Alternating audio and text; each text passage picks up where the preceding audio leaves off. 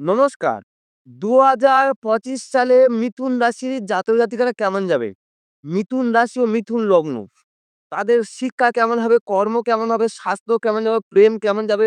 বিবাহ কিংবা দাম্পত্য জীবন এবং পরিবার এই ডিটেইলস পাবেন এই ভিডিওটার মধ্যে। মিথুন রাশি, মিথুন লগ্নের জাতক-জাতিকারা। তো ভিডিওর শেষেই পাবেন আপনাদের প্রতিকার কি হবে? কি করলে আপনারা এগুলোতে আরো ভালো থাকতে পারেন? তাই এই ভিডিওটা আপনাদের ক্ষেত্রে খুব উপকারী হচ্ছে ২০২৫ সালটা কেমন যাবে?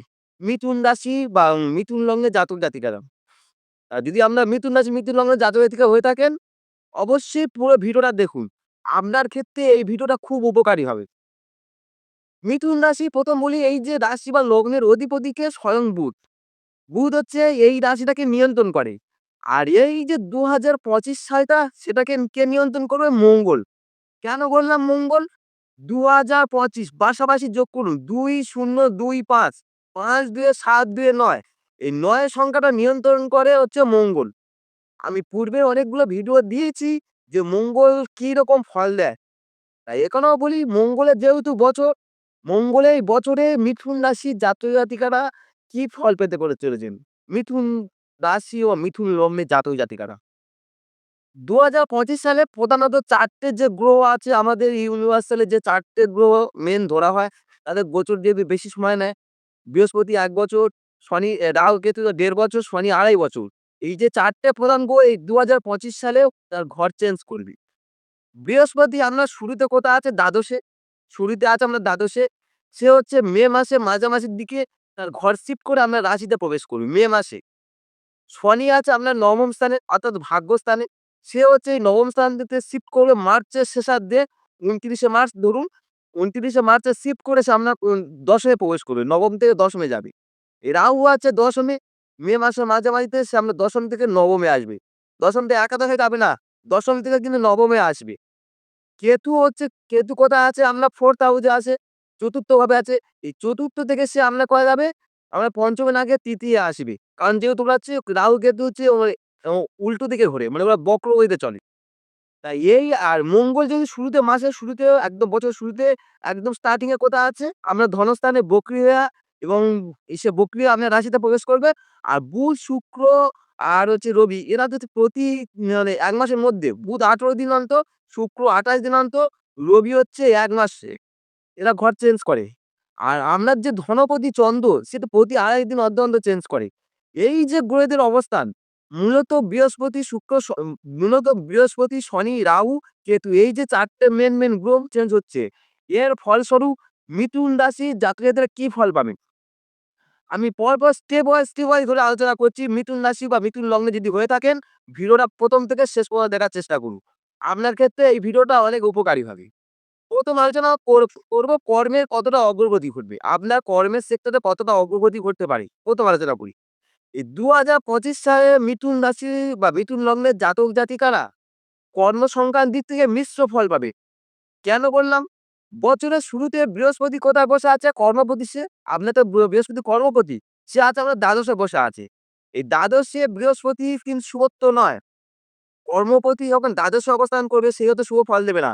আর সবথেকে বড় কথা কি রাহু আপনার কর্মস্থানে বসে আছে। এর ফলে কর্মের মধ্যে একটা বিশৃঙ্খলা বা কর্মে আপনি যে নিয়ন্ত্রণ করতে পারছেন না।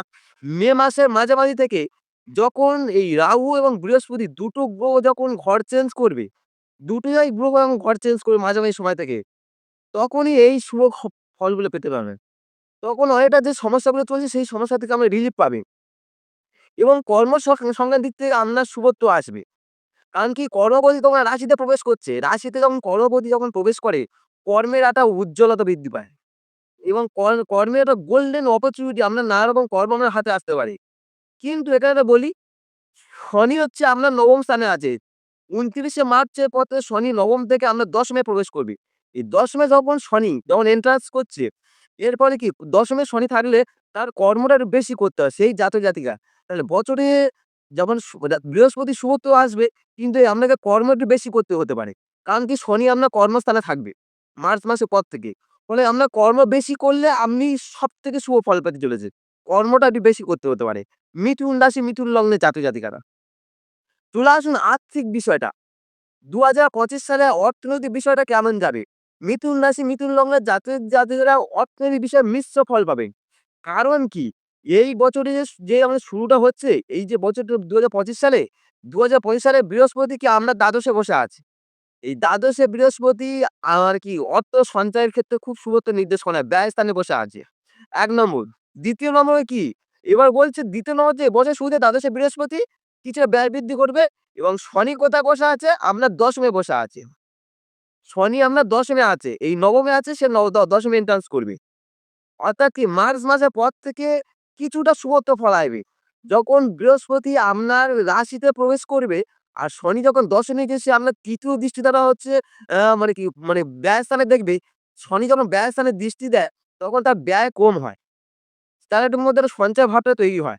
তো শনি যখন আপনার ব্যয়স্থানে যখন দৃষ্টি দেবে আপনার সঞ্চয় বৃদ্ধি করবে আর সবথেকে বড় কথা কর্মপতি আপনার রাশিতে প্রবেশ করবে। এর ফলে কর্মের তো একটা মানে কি উজ্জ্বলতা বৃদ্ধি ঘটাবে। কর্মের উজ্জ্বলতার সঙ্গে, সঙ্গে আর্থিক শ্রীবৃদ্ধি ঘটবে। বৃহস্পতি রাশিতে প্রবেশ করলেও অর্থনৈতিক দিক থেকে স্ট্রং হতে শুরু করবে এবং টাকা জমাতেও পারবেন এই সময় থেকে। কবে? মে মাসে মাঝামাঝি পর থেকে। প্রথমার্ধে অতটা শুভ তো না হলে বছরের মাঝামাঝি থেকে আপনার শুভ ফল পেতে চলেছেন মিথুন রাশি, মিথুন লগ্নের জাতক-জাতিকারা। আর শনি, বৃহস্পতি, রাহু, কেতু সব ঘর চেঞ্জ করছে। মিথুন রাশি, মিথুন লগ্নে জাতক-জাতিকারা। এবার বলিও আপনাদের প্রেম কেমন যাবে? যারা প্রেম করছেন যে সমস্ত মিথুন রাশি, মিথুন লগ্নের জাতক-জাতিকারা তাদের প্রেম কেমন যাবে? বলছে প্রেম সংক্রান্ত বিষয়ে কিছু শুভ ফল পেতে চলেছেন। কারণটা কি? পঞ্চমপতি মাসের শুরুতে, বছরের শুরুতেই একদম আপনার কথা বোঝা যাচ্ছে শনির ঘরে বসে আছে, কুম্ভ রাশির সঙ্গে বসে আছি এবং পঞ্চমে কোনো অশুভ গ্রহের দৃষ্টিও নেই। তাহলে শনির সঙ্গে শুক্রের কম্বিনেশন পঞ্চমে কোনো দৃষ্টি না থাকায় যা প্রেম জীবনের শুভত্ব নির্দেশ করে। ১ নম্বর। ২য় নম্বর হচ্ছে বৃহস্পতি যেহেতু দ্বাদশে আছে আর যখনই আমরা যখন আমরা মানে কি দ্বাদশ থেকে আমরা রাশিতে প্রবেশ করি মে মাসের পর থেকে অর্থাৎ সেই সময় থেকে প্রেম আরো উজ্জ্বল হয়ে উঠবে। প্রেম এবং দুজনের মধ্যে ভালো কোয়ালিটি টাইম স্পেন্ড করতে পারবে মে মাসের মাঝামাঝি থেকেই। কেন? বৃহস্পতি যখন রাশিতে প্রবেশ করবে, বৃহস্পতি ৫ম দৃষ্টি দ্বারা সে রাশিকে দেখবে। আমরা ৫ম দৃষ্টি দ্বারা বৃহস্পতি ৫ম দৃষ্টিতে আমরা ৫ম ঘরটাকে দেখবে। বৃহস্পতিকে আমরা ৭ম পতি, বিবাহের অধিপতি সে যেমন আমরা ৫ম ঘরকে দেখছে। এর ফলে কি? মানে ৭ম পতি ৫ম ঘরের দৃষ্টি। অর্থাৎ কি? একটা যারা প্রেম করছেন তাদের বিয়ের একটা প্রস্তাব আসতে পারে। যে সমস্ত মিথুন রাশি, মিথুন লগ্নের জাতক-জাতিকারা তাদের একটা বিয়ের প্রস্তাব আসতে পারে মে মাসের মাঝামাঝি সময় থেকে এবং দাম্পত্য জীবনে একটা শুভত্ব চলে আসবে। যখন ৭ম পতি আমার রাশিতে প্রবেশ করবে, আপনার অপোজিট সেক্স, আপনার যে অপোজিট সেক্স আপনার ওয়াইফ যদি থাকে আপনাকে বেশি গুরুত্ব দেবে, প্রায়োরিটি দেবে মে মাসের মাঝামাঝি থেকে। এখন যদিও হালকা সমস্যা থাকলেও মে মাসের মাঝামাঝি থেকে আপনাদের দাম্পত্যের শ্রীবৃদ্ধি ঘটবে। এটা শুভত্ব নির্দেশ করছে মে মে মাসের মাঝামাঝি থেকে। মিথুন রাশি, মিথুন লগ্নে জাতক-জাতিকারা। চলে আসুন স্বাস্থ্য। স্বাস্থ্য দৃষ্টিকোণ থেকে মিথুন রাশি, মিথুন লগ্নের জাতকরা কেমন ফল পাবে? বলছে বছরের শুরু থেকে বৃহস্পতি দ্বাদশে। এই দ্বাদশে বৃহস্পতি পেট এবং যৌনাঙ্গ সম্বন্ধে কিছুটা সমস্যা সৃষ্টি করে। তাই এই সংক্রান্ত বিষয়ের দিক থেকে একটু সতর্ক থাকুন। দ্বাদশে আর কেতু চতুর্থ থাকার জন্য একটু বুকে যন্ত্রণা বা বুকের আশেপাশে হালকা সমস্যা থাকতে পারে। এই চতুর্থে কেতু থেকে শিফট করেও ৩য় যাবে সেই সমস্যা থেকে অনেকটা রিলিফ পাবে। আর বৃহস্পতি যখন দ্বাদশ থেকে রাশিতে প্রবেশ করবে, এই সমস্যাগুলোতে আপনি রিকভারি হবে। কিন্তু একটা সমস্যা আছে। সমস্যা কি শনি যখন আপনার এই নবম থেকে দশমে যাবে, দশম থেকে সে ৭ম দৃষ্টি দ্বারা চতুর্থকে দেখবে। এই চতুর্থে শনির দৃষ্টি থাকা বুকের আশেপাশে হালকা সমস্যা থাকতে পারে। তবে তুলনামূলকভাবে ২০২৫ থেকে ২০২৪ এর তুলনায় ২০২৫ সালটা আপনার ভালো যাবে। স্বাস্থ্য দৃষ্টিকোণ থেকে। স্বাস্থ্য দৃষ্টিকোণ থেকে খুব অশুভ তো নির্দেশ করে না। ওভারঅল মোটামুটি ভালো ফল পাবেন। ২৪ এর ২৪ এর তুলনায় ২৫ সালটা। আমার যদি মনে করেন যদি আমার ব্যক্তিগত দৃষ্টিভঙ্গি যদি আমার কথা যদি মনে করেন, যদি আমি যদি বলতে চাই, তাহলে আমরা এটা করতে পারেন। যদি আপনি যোগাসন, প্রাণায়াম বা ধ্যান কিংবা সাত্ত্বিক আহার, উপযুক্ত পরিমাণে ঘুম এবং উপযুক্ত পরিমাণে ঘুম তাছাড়াও আমরা যদি মনে করেন কঠোর পরিশ্রম, যাবতীয় এইগুলো যদি করতে পারেন, শুভ কাজ যদি করতে পারেন, তাহলে আপনার ক্ষেত্রে স্বাস্থ্য দৃষ্টিকোণে শনি যতই আপনার চতুর্থ দৃষ্টি থাকুক বা বৃহস্পতি দ্বাদশে থাকুক, আপনার শুভত্ব নিয়ে আসবে। স্বাস্থ্য সময়ের দিক থেকে শুভত্ব নিয়ে আসবে। তাহলে আর ওই যে সমস্যাগুলো আপনারা অনেকটা রিকভারি করতে পারবেন। ভিডিও শেষে আমি প্রতিকার সম্বন্ধে বলব। কি করলে মিথুন রাশি, মিথুন লগ্নের জাতক-জাতিকারা ভালো থাকতে পারে। চলে আসুন শিক্ষা সংক্রান্ত বিষয়ে। যে সমস্ত মিথুন রাশি, মিথুন লগ্নে যারা শিক্ষার সঙ্গে যুক্ত আছেন, যাদের বয়স কম এবং বা যারা ইউনিভার্সিটির সঙ্গে যুক্ত আছেন, তারা কেমন যাবে ২০২৫ সালটা? এই ২০২৫ সালটা শিক্ষা সংক্রান্ত বিষয়ের দিক থেকে মিথুন রাশি, মিথুন লগ্নের শুভ ফল পাবে। কেন? পঞ্চমে কোনো অশুভ গ্রহের দৃষ্টি নেই। পঞ্চমপতি অধিকাংশ সময় শুভত্ব অবস্থায়, শুভ জায়গায় অবস্থান করছে। পঞ্চম থেকে আমরা যদি বিদ্যা বুদ্ধি বিচার করা হয় তাহলে শুভত্ব আছে এবং বৃহস্পতি যখনই আমরা দ্বাদশে আছে, যখন আমার রাশিতে প্রবেশ করবে, এন্ট্রান্স করবে, সেই সঙ্গে বৃহস্পতি রাশিতে এন্টার্স আপনার জ্ঞানের একটা পরিধি বৃদ্ধি করাবে। বৃহস্পতি হচ্ছে যেকোনো মানুষের জ্ঞানের পরিধি বৃদ্ধি ঘটায়।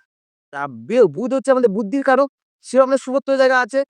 রাশির অধিপতি বুধ বুদ্ধি কারক, সে আপনার শুরুতেই আপনার হচ্ছে কি ৪টা জানুয়ারি থেকে আপনার বইতে যোগ তৈরি করছে। আর বৃহস্পতি যখন আপনার রাশিতে প্রবেশ করবে, অর্থাৎ কি জ্ঞানের একটা বৃদ্ধি ঘটাচ্ছে। এই জ্ঞানের বৃদ্ধির দ্বারা আপনার এডুকেশন সেক্টরে আপনার যথেষ্ট সাফল্য আসবে। যথেষ্ট সাফল্য আসবে এডুকেশন সেক্টরে এবং আপনার যারা উচ্চশিক্ষায় শিক্ষিত হয়েছে তাদের ক্ষেত্রে গোল্ডেন অপরচুনিটি আসবে।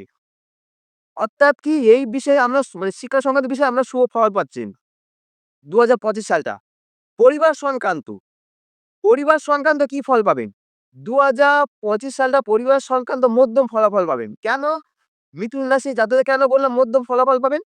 এই বছর চতুর্থে আমরা কেতু অবস্থান করছি। চতুর্থে কেতু শুভ তো না, যা পারিবারিক জীবনে অনেক সমস্যা তৈরি করে। কেতু চতুর্থ থেকে আবার তৃতীয় ভাবে প্রবেশ করবে, তাহলে সেই পারিবারিক সমস্যা অনেকটা রিকভারি করতে পারবেন। কিন্তু শনি আপনার চতুর্থ দৃষ্টি থাকবে। ২৯শে মার্চের পর থেকে যখন মিনে প্রবেশ করবে, চতুর্থ ঘরে দৃষ্টি থাকবে। চতুর্থ ঘরে শনির দৃষ্টি থাকা পারিবারিক একটা সমস্যা, ঝঞ্ঝাট সামান্য হতে পারে। তাই নিজেকে একটু চেষ্টা করুন, নিজেকে আর সেটাকে ওভারকাম করার জন্য।